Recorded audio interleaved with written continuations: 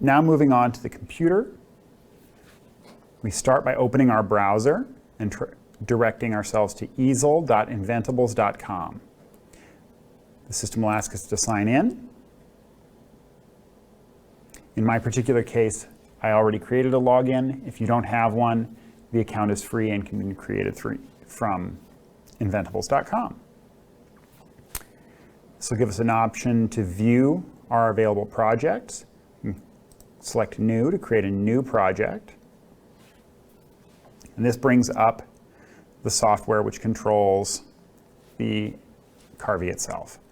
Before we proceed, there's a variety of setup and configuration options which we need to select. On the upper left, there are options for regular file management. There's also a drop-down that says Machine. Before starting too much work in this driver, it's always important to check to make sure that Carvey is illuminated. The manufacturer of this product also makes several other CNC routers that this same software controls.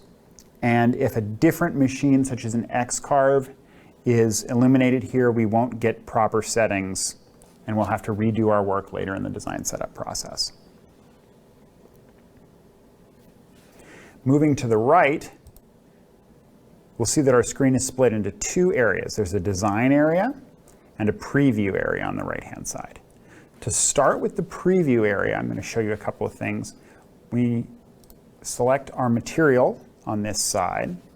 There's a drop-down menu with pre-written options for working with different materials, such as ABS, acrylic, plastic, bamboo, plywood, a variety of other materials here.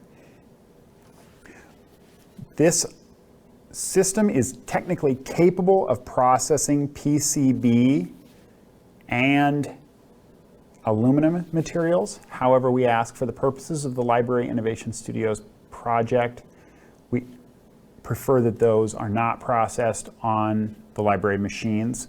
The reason being is both the aluminum and the PCB produce dust, which is very fine and very difficult to clean up when they're machined.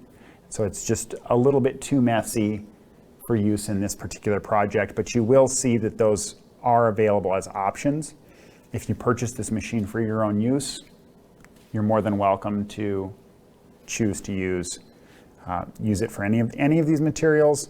We just ask that you don't use the library's machine for processing PCB or aluminum. We insert our material dimensions, having measured the outside, including the thickness. I'm going to insert the 0.4 thickness, 0.49 thickness that I measured earlier.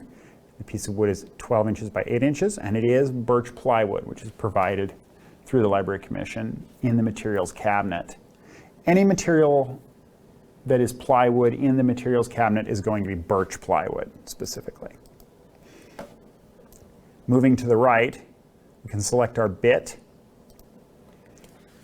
This entire drop-down menu provides a variety of options for viewing the bits that are included in this machine.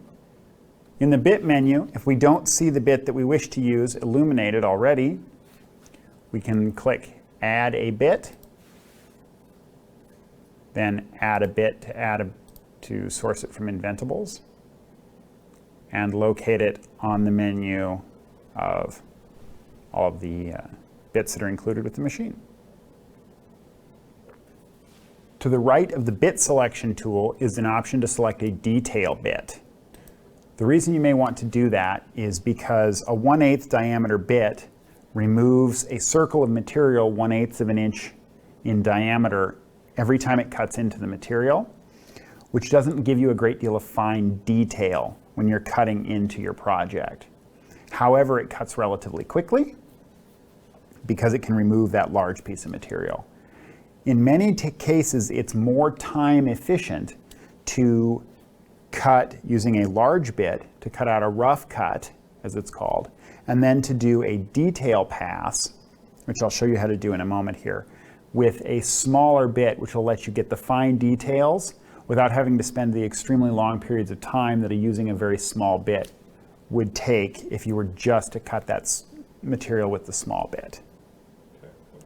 To the right of the bit selection is a cut settings menu. This allows you to view the pre-generated default settings for each bit that you've programmed into your project. If you need to make specific manual adjustments, that can also be made in this area.